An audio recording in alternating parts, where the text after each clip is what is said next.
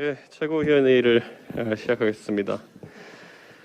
예, 어제 제가 이 국회에서 우리 대선 예비 후보님들의 그 공동 행동에 대해서 제가 우선 감사한 말씀을 드리겠습니다. 그리고 그 뒤에 이어진 저희의 도보 투쟁이라고 하는 것이 어제 한 2시간여 동안, 2시간 반 동안 진행이 되었는데, 제가 그 과정에서 많은 국민들과 당원들과 소통하면서 느낀 바는 우리 야당이 이 문제에 대해서 전혀 물러서지 않고 강한 투쟁을 이어가서 꼭 국민들이 바라는 특검을 완수했으면 한다라는 그런 인상을 받았습니다.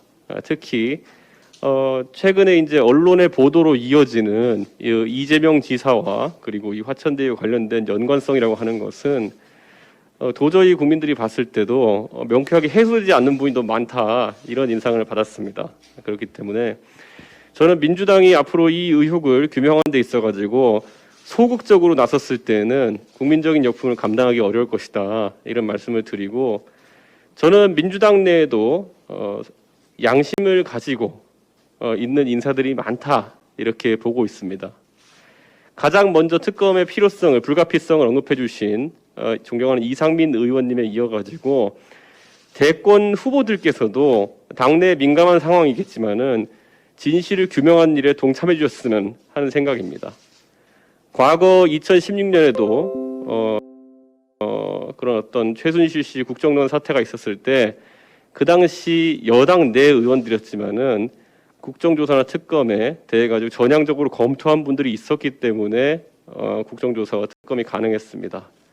지금도 마찬가지입니다. 지금도 아무리 여당 소속이라 하더라도 이런 국민적 의혹 사안에 대해 가지고는 국민들의 뜻을 받드는 것이 바로 그들이 선출한 국회의원들의 의무일 것입니다. 그렇기 때문에 민주당의 국회의원과 그리고 대선 주자들, 제가 특별히 이제 콕 집어서 언급한 분이 박용진 의원과 그리고 이낙연 대표였는데, 박용진 의원께서는 공교롭게도 특검에는 동의하기 어렵다라는 입장을 공개적으로 밝히셨습니다. 저는 이낙연 대표님도, 이낙연 후보님도 이것에 대해 가지고 본인의 입장이 무엇인지를 정확하게 국민 앞에 드러내어 밝혀야 된다, 이렇게 생각합니다. 그래서 이낙연 후보님께서도 이 사안에 대한 입장을 밝히시면은 저희가 민주당에서 협력할 분들이 있으면 협력하고, 그렇지 않다면은 더 강한 자세로 대국민 홍보전을 강화해 나가도록 하겠습니다. 당장 서울에서 이렇게 도보 행진을 통해 가지고 저희의 의지를 알렸지만은 앞으로 전국 각지에서, 그리고 전국의 다양한 세대와 계층에서 창의적인 방식으로 이런 투쟁을 기획해 나가고, 그리고 또 꼭 그런 과정을 통해서 특검을 관철시킬 수 있도록 그렇게 하겠습니다. 예. 어제 50억 클럽 명단으로 알려진 인물의 성명이 거론되었습니다. 그중 권순일은 이재명에 대한 무죄 판결을 적극 유도하고 무죄의 선고까지 직접 담당한 장본인입니다. 재판 거래의 강한 의혹이 점점 사실에 접근해 가고 있는데, 권순일은 모로세 작전으로 꽁꽁 숨어 있습니다. 대법관 권순일의 돈 거래가 사실이라면 이것은 이재명 후보에 대한 무죄 판결이 뇌물 돈 거래로 인해 된 것이라는 말이 되고, 우리 헌정사상 초유의 대재앙입니다. 그 판결이 취소되어야 하는 것은 말할 것도 없고, 이재명 후보에 대한 유죄 판결이 선고되어야 그것이 정의입니다. 그만큼 권순일의 재판 거래 의혹은 심각한 문제이고 신속하게 수사가 진행되어야 마땅한 사안입니다. 그럼에도 검찰과 경찰의 수사는 지지부진입니다. 100m 달리기 하는 시합에서 마치 마라톤 하듯이 가고 있습니다. 도대체 누구를 위한 군뱅이 수사입니까? 적당히 시간 끌면서 국민들 지치게 만들어서 국민들 기억에서 사라지게 하고, 그래서 여론을 잠재우겠다는 흉계가 있는 것 같습니다. 박영수, 또 그의 딸, 친척을 둘러싼 검언 거래 의혹도 점입가경입니다. 박영수 변호사는 민주당 등 당시 야권이 추천해서 특검이 되었고 결과적으로 민주당을 위해 큰 공헌을 한 인물입니다. 도대체 어떤 거래가 있었던 것인지 국민적 의구심이 커질 수밖에 없습니다. 국회와 수사기관이 해야 할 일은 국민들에게 더없는 허탈감과 상실감을 안겨주는 불법 부정부패 청구를 설계하고 그 진행을 감독했던 이재명 게이트의 진상을 낱낱이 파헤쳐 엄벌에 처하는 것입니다. 몸통 이재명을 보호하기 위해서 궤변과 일탈을 일삼는 민주당과 이재명 후보 측은 국민들의 분노가 두렵지도 않습니까? 민주당에게는 이 대장동 게이트가 단지 정치 공세의 소재일지 모르겠지만 국민들에게는 정의와 공정의 문제입니다. 여야 지위 고하를 막론하고 불법과 비리가 있다면 엄단해야 하는 사안입니다. 민주당은 검찰 수사 만능론을 내세우고 있지만 지금까지 검찰이 밝혀낸 것은 유동규가 황제 압수수색을 받을 만큼 대단한 위세를 자랑한 인물이라는 사실뿐입니다. 그 뒷배가 도대체 누굽니까?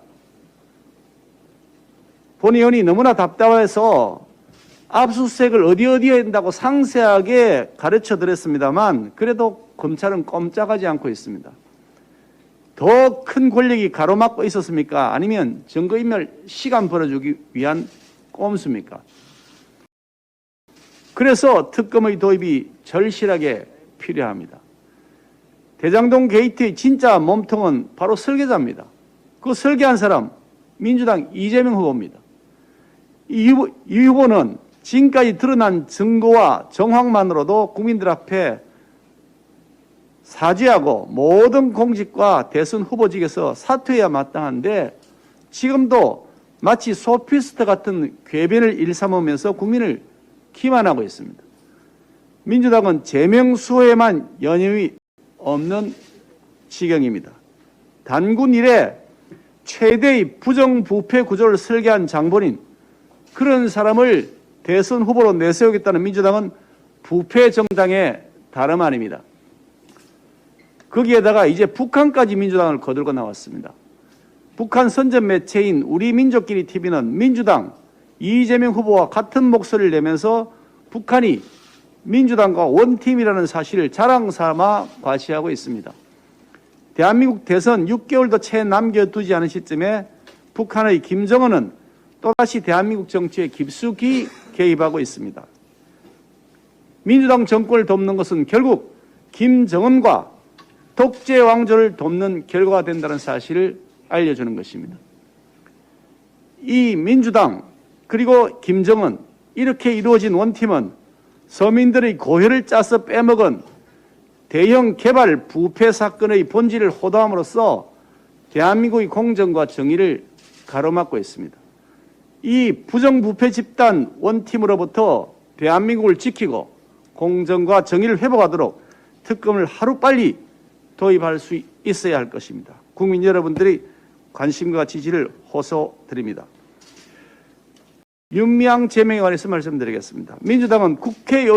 민주당에서 국회의원직을 유지시켜주기 위해서 출당이라는 편의를 봐주었던 윤미향 의원과 민주당 이재명 후보의 가장 큰 공통점은 뻔뻔함입니다. 뻔뻔함이야말로 민주당 전매 특허인가 싶을 정도입니다. 검찰의 윤미향 공소장을 보면 기가 찹니다. 윤 씨는 위안부 할머님들을 위한 후원금과 보조금을 217차례에 걸쳐서 1억 원을 넘게 사적으로 유용했다고 합니다. 위안부 할머님들 돈으로 사먹었다고 하는 갈비가 목구멍으로 넘어가던가요? 라고 묻고 싶은 심정입니다. 위안부 할머님들은 우리 아픈 역사로 인한 피해자들입니다. 국민들은 할머니들께서 여생을 편안하게 지내길 바라면서 십시일반 기부를 하신 겁니다. 그런데 윤 씨는 그 십시일반 기부를 유용함으로써 할머니들은 물론이고 국민들의 순수한 마음까지 배신한 겁니다. 범죄 중에서 가장 악질적이고 반인륜적인 범죄입니다. 우리 국민의힘은 어제 윤미향에 대한 의원직 제명 촉구 결의안을 제출했습니다. 민주당은 조국 수호, 제명 수호에 이어서 또다시 미향 수호에까지 나설 생각이 아니라면 윤미향 제명에 적극 나서야 할 것입니다. 민주당이 윤미향의 소도를 자처하며 국민 분노를 자극하는 우려를 범하지 않기를 바랍니다. 어제 검찰은 박영준 부산광역시장을 허위사실 공표 혐의로 기소했습니다. 검찰 공소장에는 박 시장이 직접 불법 사찰을 지시했다는 팩트는 없고 박 시장이 알았을 것이라는 추정 정도만 있다고 합니다. 민주당에 몸담았던 국정원장과 민주당의 압력에 검찰이 굴복해서 정치 기소를 한 것으로 판단됩니다. 매우 한심한 노릇입니다. 검찰이 정작 해야 할 일은 대장동 게이트 수사, 그거 해야 될 테인데 그 수사는 군뱅이 수사로 대응하고 있고 야권 인사에 대해서는 전광석화처럼 압수수색을 하고 있습니다. 이래서는 정치검찰, 정권 충견이라는 비판을 면치 못할 것입니다. 선택적 정의로는 국민 신뢰를 얻을 수 없습니다. 우리 국민의힘은 검찰이 무리한 정치 기소의 책임을 반드시 따져 물을 것입니다. 네, 배현주죠.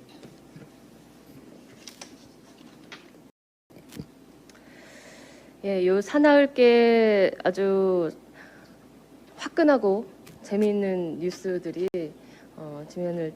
인터넷 지면을 달궜습니다.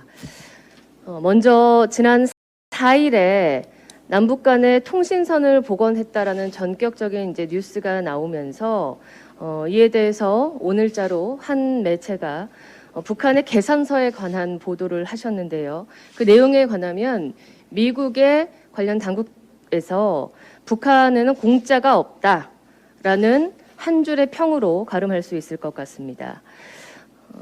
김정은 위원장과 북한의 여러 매체들이 남북 연락사무소를 보란듯이 폭파했던 과거의 전력은 어디다가 두고 보란듯이 남조선은 대결적 태도를 바꾸라며 그렇지 않으면 남북 간의 경색 국면을 면치 못할 것이라는 적반하장 태도로 나오기 시작했습니다.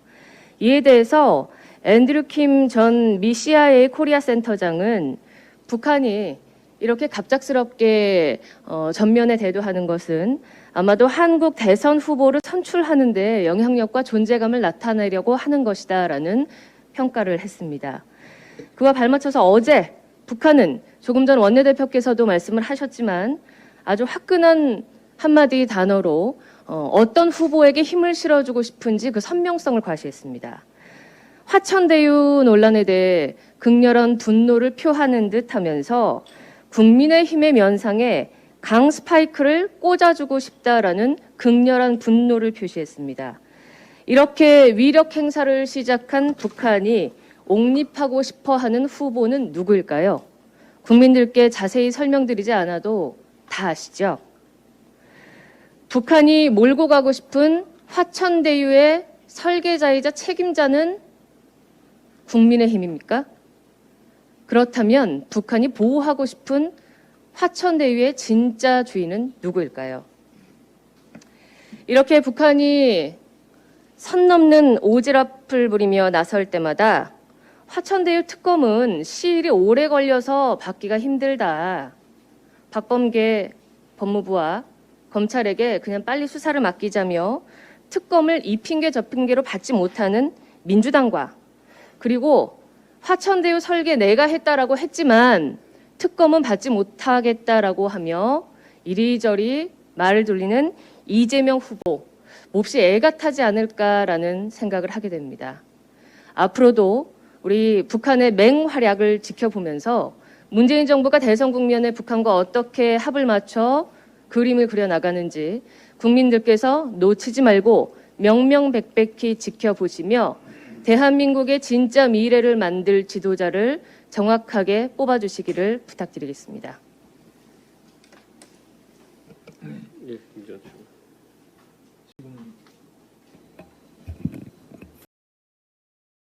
지금 대장동 개발 과정에 그 성남 도시개발공사 또 성남시의 실무진들의 반대에도 불구하고 민간 초과이익 환수 조항이 이상한 이유로 삭제가 되고 진행이 되었다는 보도가 계속 나오고 있습니다. 그리고 실무진들의 그와 같은 진술, 증언도 계속되고 있는 것으로 알고 있습니다. 이 민간 초과이익 환수 조항을 삭제함으로써 바로 화천대유와 천화동인의 수천억의 이익을 보장해 준 것이고 그 사실 자체가 배임죄의 구성요건을 충족하는 행위입니다. 즉 민간 초과이익 환수 조항이 어떤 경위로 삭제되었느냐, 이것이 이 사건의 가장 중심적인 내용이라고 볼 수밖에 없습니다. 그렇게 하는 과정에서 지금 유동규의 행위는 명백히 드러나서 구속이 되었습니다. 민간 초과이익 환수 조항이 어떤 경위로 삭제가 되었는지에 대한 기초 사실 조사는 된 것으로 보입니다. 그러면 당시 유동규를 임명하고 유동규에 대해서 지휘 감독 권한이 있고 특히 이미 그 성남도시개발공사 설립 조례에 따라서도 시장이 보고를 받고 또 결재를 할 수 있는 권한과 책임이 있도록 규정되어 있는 성남도시개발공사의 이러한 행위에 이재명 당시 성남시장이 결재를 했는지 알고도 보고를 받고 묵인을 했는 것인지 아니면 더 나아가서 주도했는 것인지 이런 내용은 굉장히 중요한 사안입니다.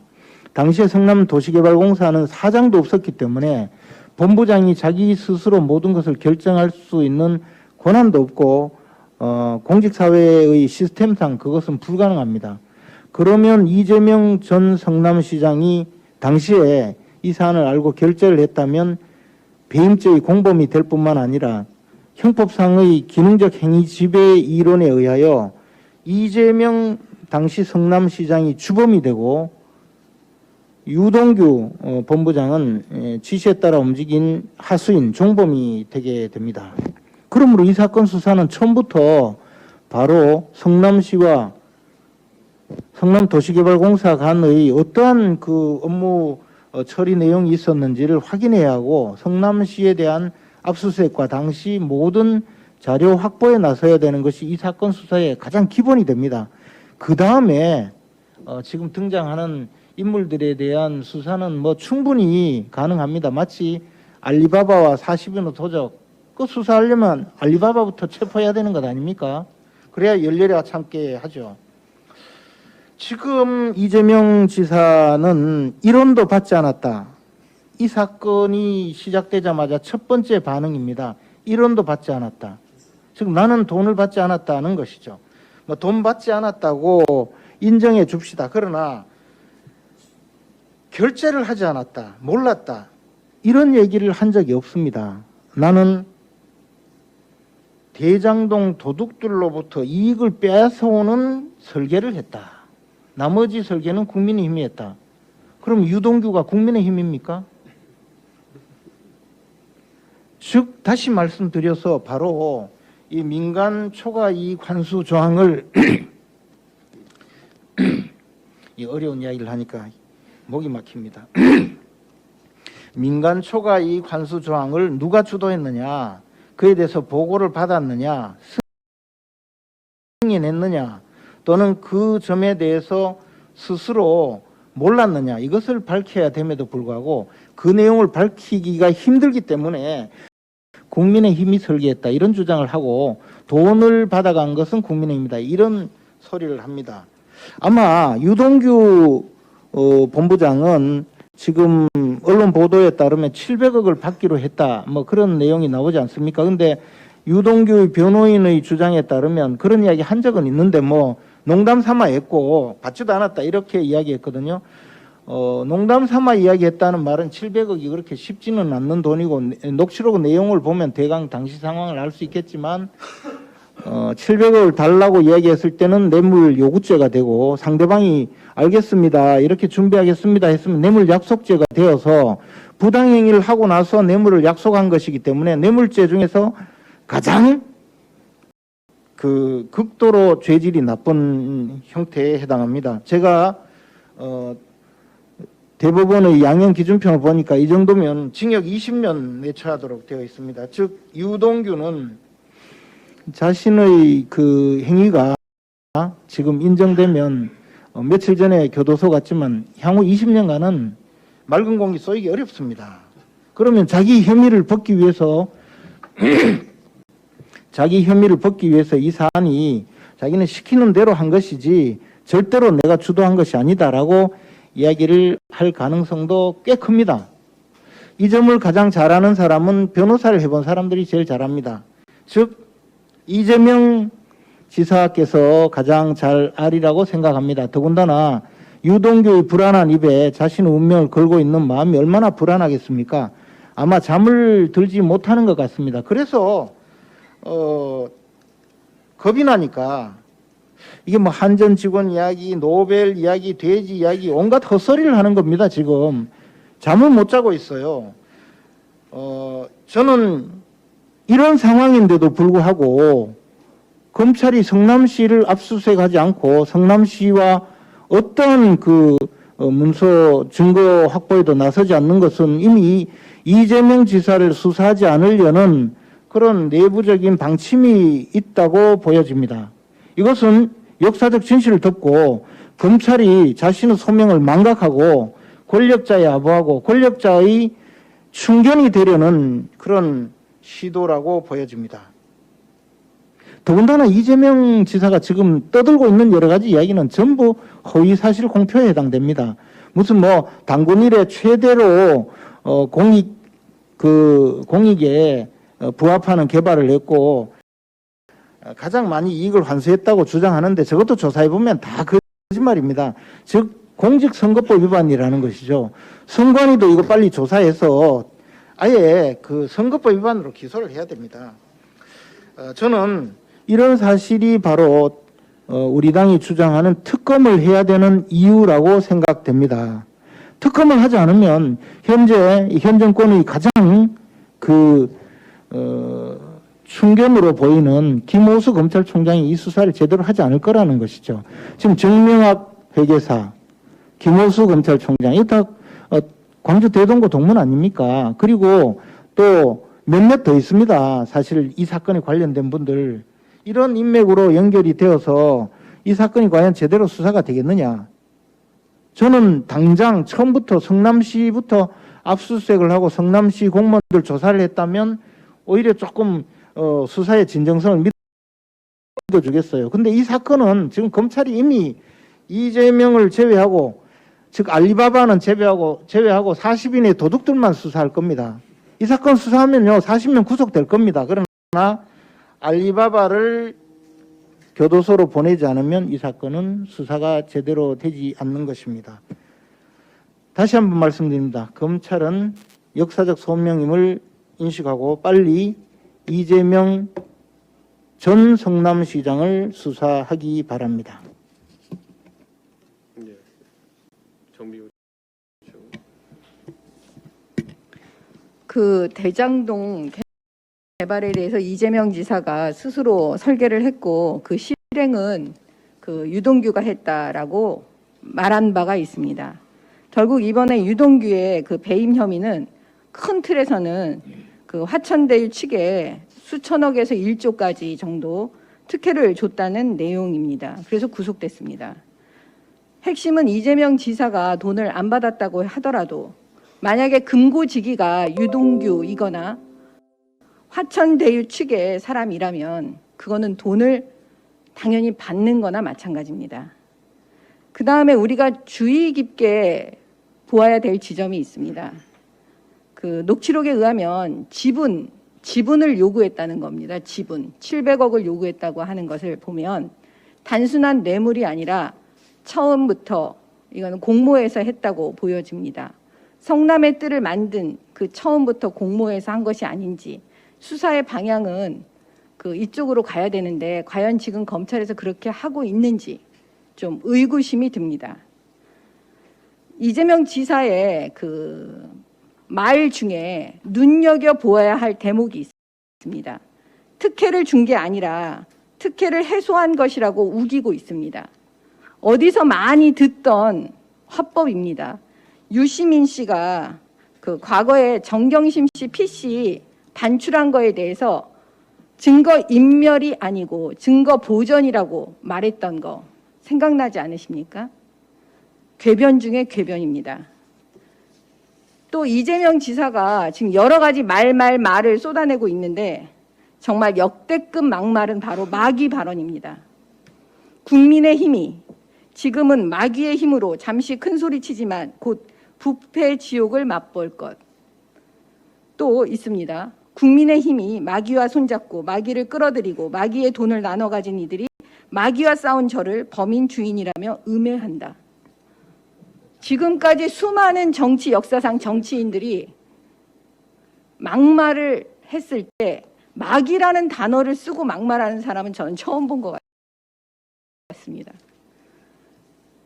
형수에게 입에 담을 수 없는 욕설을 하신 분이 이제는 야당을 향해서 입에 담을 수 없는 마귀라는 발언을 쏟아내고 있는데 이재명 이 지사의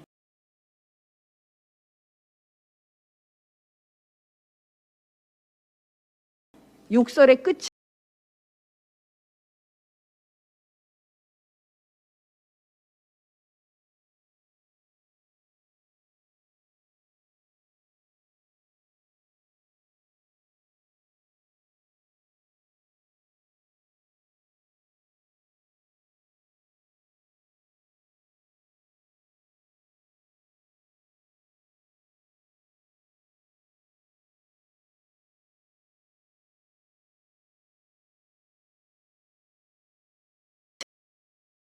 어디인지 궁금합니다.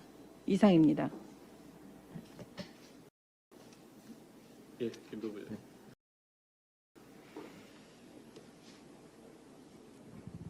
날이 갈수록 대장동 게이트와 관련된 인물과 새로운 정황들이 우후죽순처럼 제기되고 있습니다. 이러한 조각들을 하나씩 맞추어 보면 단군 이래 최대 공익환수 사업이라던 대장동 개발 사업은 당군 이래 최대 민간 특혜 사업이었고 그 중심에 이재명 지사가 있다는 사실이 선명해지고 있습니다. 대장동 사업은 그들의 구상 단계부터 임대주택 비율은 최소화하고 사업 진행 과정에서 용적률은 높이는 방식으로 사업 설계를 바꾸는 계획을 짰다는 증언이 나왔습니다. 그리고 실제로 계획대로 진행되었습니다. 그런데 이러한 계획 변경은 성남시의 허가가 필요한 사항이었습니다. 당시 성남시장의 이재명 지사가 모르고 싶어도 모를 수가 없는 것입니다. 이뿐만이 아닙니다. 2015년 5월 성남도시개발공사 개발사업 1팀이 민관 초과이익 환수조항이 필요하다는 검토 문건을 작성 보고했지만 불과 몇 시간 만에 해당 조항은 삭제됐다고 합니다. 성남도시개발공사 정관 제8조에 따르면 중요한 재산의 취득, 처분에 관한 사항, 분양 가격 등 결정에 관한 사항은 시장에게 보고하도록 규정되어 있습니다. 따라서 이재명 지사는 이 내용을 모를 리가 없었을 것입니다. 그런데도 현재 검, 경의 대장동 개발 관련 수사는 오히려 의혹만 증폭시키고 있습니다. 경찰은 지난 4월 금융정보분석원으로부터 화천대유의 불법 의심거래 정보를 통보받았고 그 직후인 지난 5월에는 권익위에서 대장동 부패 사건도 이첩받았지만 두 사건을 배당받은 용산경찰서와 분당경찰서는 뭉개었습니다. 심지어 분당경찰서는 3개월 만에 이 사건을 내사 종결 처리했습니다. 내사 종결 처리 당시 성남 지역에서는 대장동 개발 사업에 화천대유가 참여하게 된 배경에는 이재명 지사 비호가 있었다는 의혹의 입소문이 떠돌고 있던 시점이었습니다. 따라서 경찰이 FIU 통보 사건과 권익위 이첩 사건 그리고 지역 분위기 등을 종합해 면밀하게 수사했다면 수사가 5개월 동안 지연되거나 무혐의 내사 종결 처리되지 않았을 것입니다. 즉 현재 경찰은 수사 의지가 전혀 없거나 외압을 받았거나 아니면 미래 올지도 모를 권력의 눈치를 보는 것 중 하나일 것입니다. 검찰도 핵심 피의자인 유동규 전 본부장의 휴대전화는 물론 최근 급하게 이사한 오피스텔이 아닌 실거주지에 대한 압수수색도 하지 않고 있습니다. 또한 진실규명을 위해 반드시 필요한 성남시청, 성남도시개발공사, 이재명 지사 비서실, 이재명 지사 집무실, 김만배 등에 대해서도 압수수색을 하지 않고 있습니다. 국민들은 더 이상 민주당의 물타기 시도와 문재인 정부의 검경의 수사를 믿지 못합니다. 문재인 대통령에게 묻습니다. 2019년 김학의 전 차관 수사외압 의혹 사건, 장자연 사건, 버닝썬 사건에 대해서 뭐라고 하였습니까? 검찰과 경찰은 조직의 명운을 걸고 철저하게 수사하라고 하였습니다. 공소시효가 지났다 하더라도 진실을 밝히라고 하였습니다.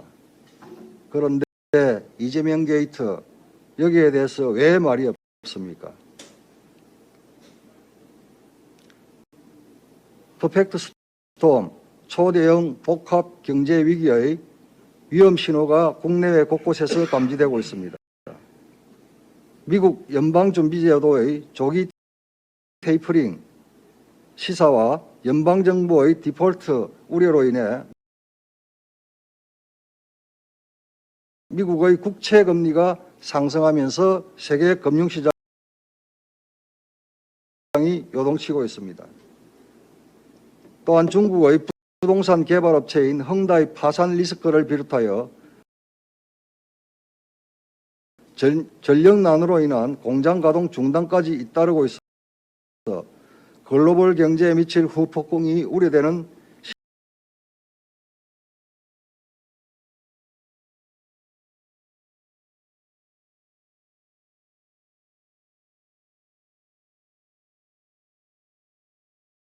심각한 상황입니다.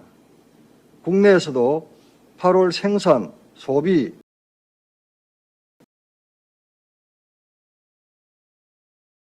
트리플 감소하여 경기 침체 현상을 보이고 있고 코로나 4차 대유행의 끝이 보이지 않아 앞으로의 경제 전망이 어둡기만 합니다.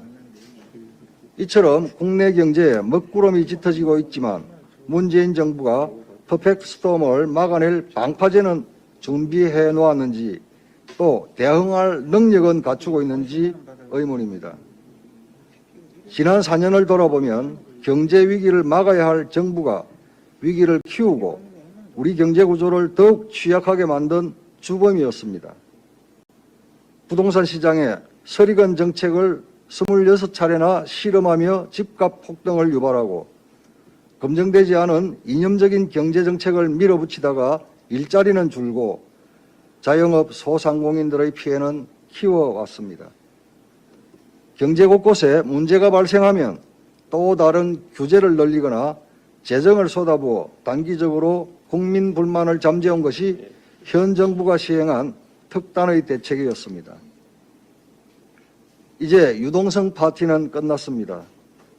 이미 1,800조 원에 달하는 가계부채, 1,000조 원에 달하는 국가 채무 속에서 더 이상 재정 투입 카드는 설 수 없는 상황입니다.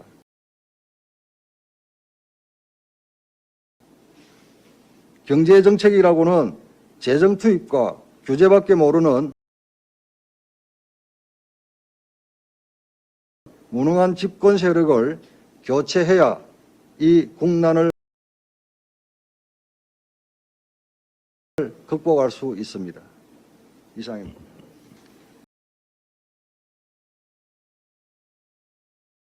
김용태 씨.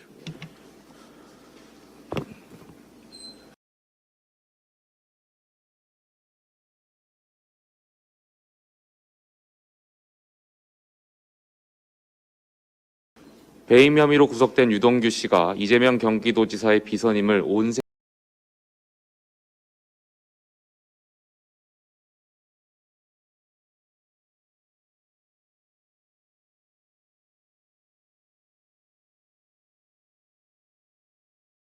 세상이 다 알고 4천억 원의 특혜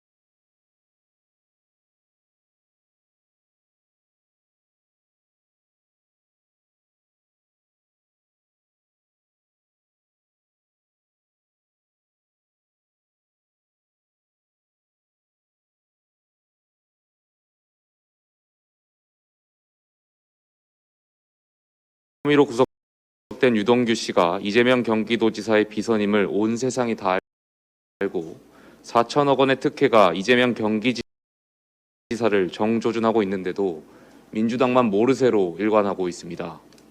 심지어 분당경찰서는 대장동 개발 부패 의혹 사건을 일찌감치 국민권익위원회로부터 의뢰받고도 범죄 혐의점을 찾지 못해 내사 종결했다는 충격적 사실이 드러났습니다. 상황이 이렇다 보니 이재명 게이트의 실체를 특검을 통해 밝혀내야 한다는 것이 상식인데 민주당은 특검을 피하고 있습니다. 송영길 민주당 대표, 윤호중 원내대표, 김영배, 이동학 최고위원은 야당의 특검 주장에 특검 주장 대신 민생부터 챙기라는 이야기를 합니다. 물론 민생을 살피는 것은 정치권의 가장 큰 기본 과제입니다만 민생을 이렇게 파탄 내놓으면서까지 출범부터 적폐청산만을 외쳤던 것은 문재인 대통령과 민주당 아니십니까? 적폐청산 좋아하는 민주당의 그런 관점에서 보면 이재명 경기도지사야말로 적폐 중에 상적폐입니다. 국민들께서 다 아시는 것을 민주당만 모른 척하고 있습니다. 민주당은 적폐청산조차 내로남불입니까? 민생 관련 이야기를 하나 하겠습니다. 저는 어제 예비부부 및 신혼부부 6천여 명으로 구성된 전국 신혼부부 연합회 대표를 만나서 무능한 정부의 방역 대책으로 피해를 입은 신혼부부들의 분노에 깊이 공감하고 왔습니다. 한심하기 짝이 없는 결혼식 방역 대책으로 전국의 신혼부부들은 수백만 원에서 많게는 수천만 원의 피해를 입고 있는 것을 알 수 있었습니다. 이들은 단순히 결혼식에 참석할 수 있는 인원을 늘려달라고 하는 것이 아닙니다. 납득할 만한 방역 대책을 요구하는 것입니다. 이들의 입장을 대변해 방역당국과 민주당에 묻겠습니다. 첫 번째, 공연장은 5천 명까지 가능한데 결혼식은 인원 제한하는 이유가 무엇입니까? 바이러스가 결혼식을 골라 찾아옵니까? 두 번째, 많은 사람이 이용하는 백화점 푸드코트와 99명만 이용 가능한 결혼식 피로 연장의 차이점은 무엇입니까? 평상시에는 별다른 제약이 없던 같은 음식점이 주말 결혼식 피로 연장 용도로만 쓰일 때 갑자기 99명으로 인원을 제한하는 이유가 무엇입니까? 세 번째, 결혼식 피로 연장 이용 가능 인원인 99명 중 백신 접종자 50명이 포함되어야 한다는 것에 대해 50명의 과학적 근거는 무엇입니까?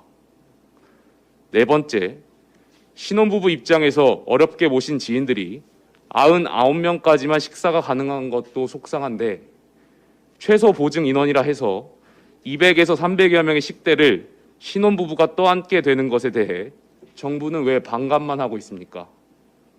싫으면 결혼하지 말라는 결혼식장의 비아냥을 왜 신혼부부가 받아야 합니까? 오죽하면 지하철에서 결혼하는 것이 낫겠다, 결혼해서 죄송하다라는 신혼부부들의 자조가 생겼겠습니까? 586 운동권 꼰대들은 젊은 세대 보고 왜 결혼 안 하냐, 왜 애 안 낳냐 묻기 전에 결혼식부터 가능하게 만들어 주십시오. 연애, 결혼, 출산, 내 집 마련, 인간관계, 꿈, 희망을 포기했다는 7포 세대가 늘어나면서 가뜩이나 결혼하는 것이 쉽지 않은데 팬데믹 상황 속에서 무능한 정부 여당의 방역 대책으로 고통받고 있는 젊은 세대에게 같은 세대로서 이 자리를 빌어 위로와 응원의 말씀을 전하고 싶습니다. 결송합니다라고 외치는 신혼부부들의 눈물이 부당함에 지쳐 흘리는 눈물이 아니라 운전의 기쁨의 눈물이 될 수 있게 국민의힘이 여러분과 함께 힘을 모으겠습니다. 이상입니다. 예, 한기호 총장님. 예, 보고 드릴 게 있습니다. 2차 컷오프 경선 선거 진행 과정을 보고 드리겠습니다. 이번에 선거인단은 총 37만 9천여 명이 9월 말부로 마감된 대상 인원으로 해서 진행되고 있습니다. 어제 모바일 투표는 약 39%가 투표를 했습니다. 금일은 선거인단 중에 이 39% 투표를 하지 않은 분들에게 ARS를 오늘 10시부터 돌립니다. 그래서 3번 전화가 가서 여기에 대한 응신을 집계하게 됩니다. 그래서 오늘 ARS는 저녁 5시까지 마지막 정리를 하겠습니다. 일반 여론조사는 2개 기관에서 여론조사를 했는데 어제 약 63.3%의 응신이 있었습니다. 그래서 오늘 10시부터 22시까지 하면은 100% 이상 없이 충족시킬 것 같습니다. 이와 같은 모바일 투표하고 여론조사는 내일 9시 반에 집계를 해서 10시 반에 발표하겠습니다. 4명에 대한 서열과 또 낙천자에 대한 것은 발표하지 않겠습니다. 그래서 내일 4명의 선발된 후보자들만 발표하겠습니다. 이상입니다. 비공개 전화하겠습니다. 지금 시간을 충분히 없습니다.